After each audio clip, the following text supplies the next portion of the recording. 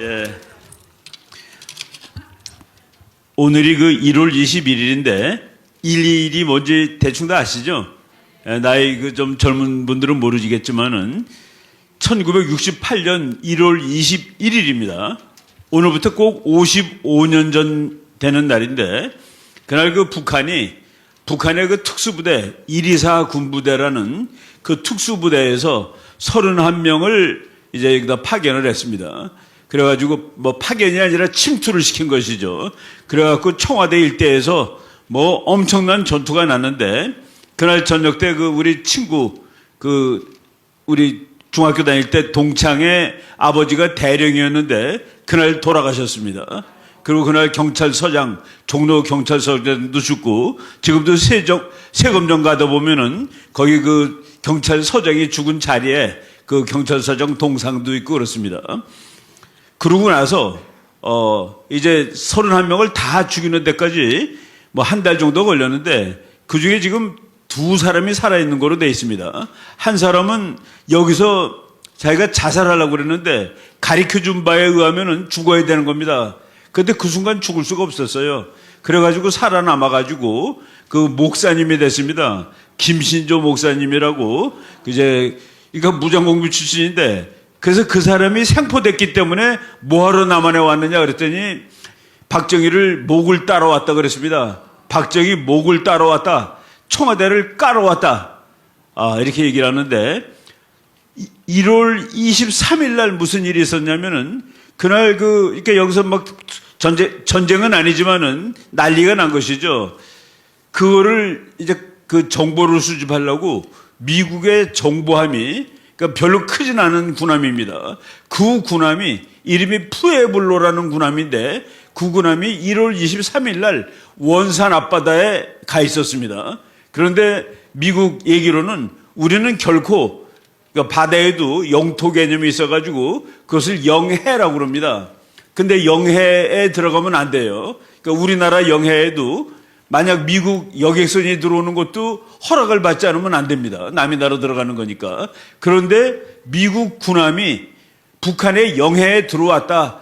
그래가지고 북한 비행기도 뜨고 북한 해군이 가서 그것을 잡아왔습니다.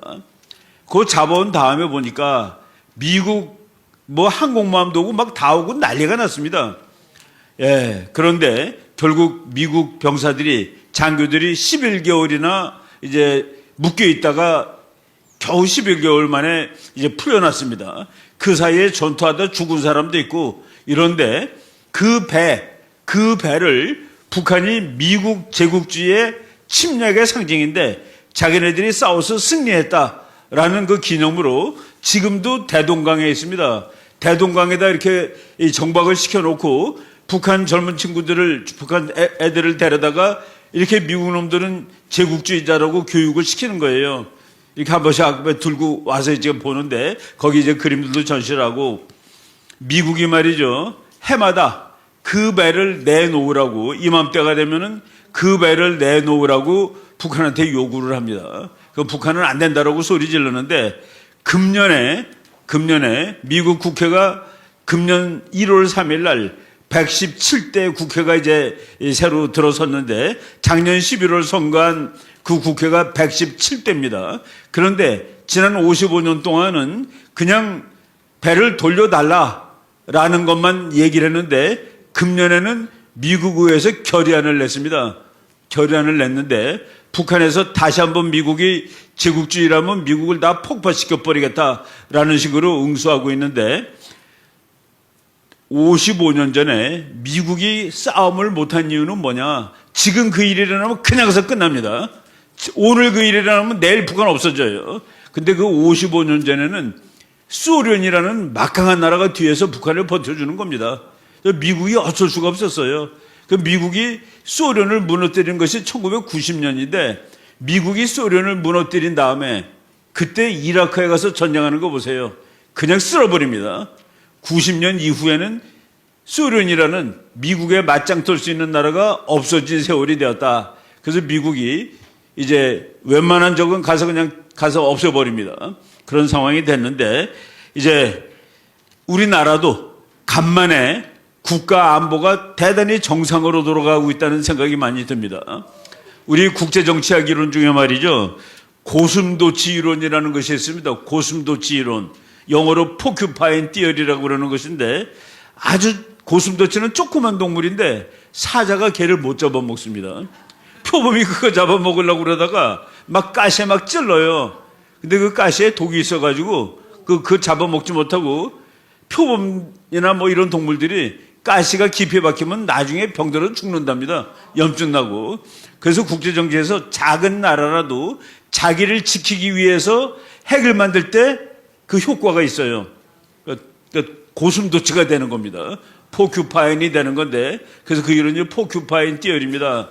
북한은 아마도 자기가 고슴도치가 되고 싶어서 핵을 만드는 것이 아닙니다. 북한은 남한을 자기가 가져가기 위해서 만드는 거예요. 그래서 고슴도치 이론이 북한에는 적용되지 않습니다. 북한은 조금 더 만들면은 미국한테 얻어쳐서 죽게 돼 있는 겁니다. 맞아 죽게 돼 있고, 그리고 북한이 핵을 만드는데 북한이 핵을 가장 못 만들게 할 수 있는 나라는 중공입니다. 그런데 중공이 지금 북한 핵은 뭐 미국하고 싸울 것이지 우리랑은 관계 없어라고 하고 아직까지 있는데 지금 우리 학자들이 우리도 만든다고 얘기를 해야 된다라고 오랫동안 얘기를 했습니다. 우리 목사님도 얘기를 하고.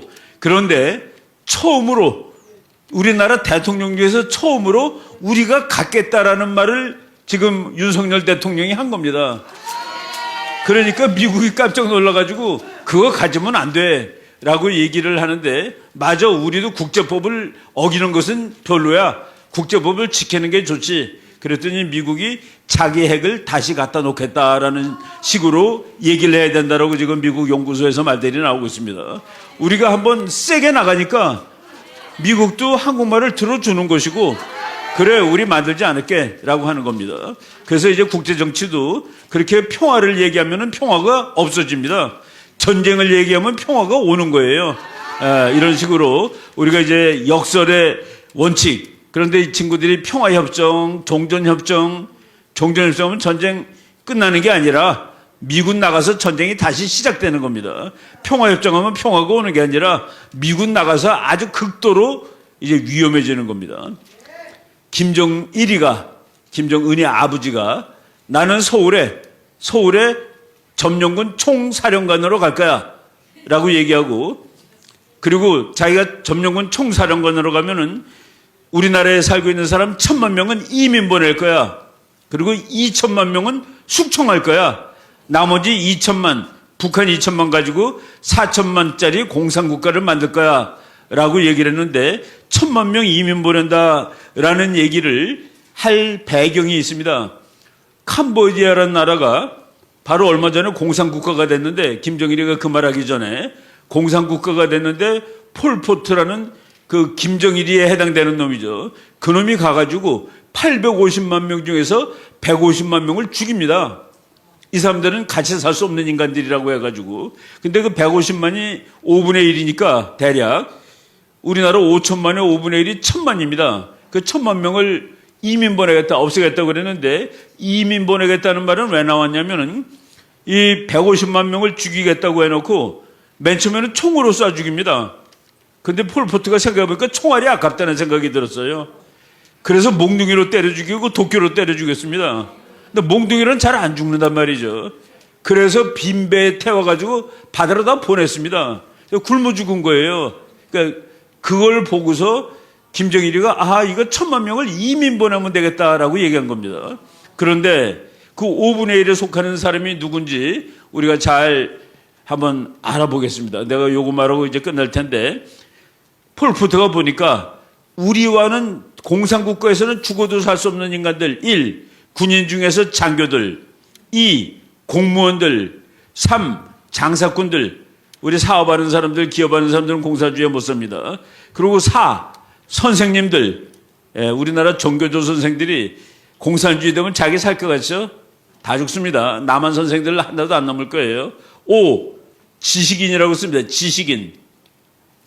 6. 종교인. 뭐 종교인 뻔하죠? 제일 애매한 게 지식인이라. 지식인을 어떤 사람이 지식인이냐? 캄보디아는 학벌이 낮아요, 우리나라보다. 대학교 문턱에 갔던 모든 사람을 지식인으로 쳤습니다.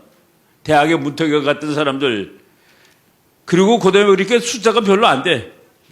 안경 낀 모든 사람들. 너네 책보다 눈 나빠진 놈들이야. 안경 낀 모든 사람들. 그리고 그다음에는 손 내놔봐. 너 손이 너무 하얘.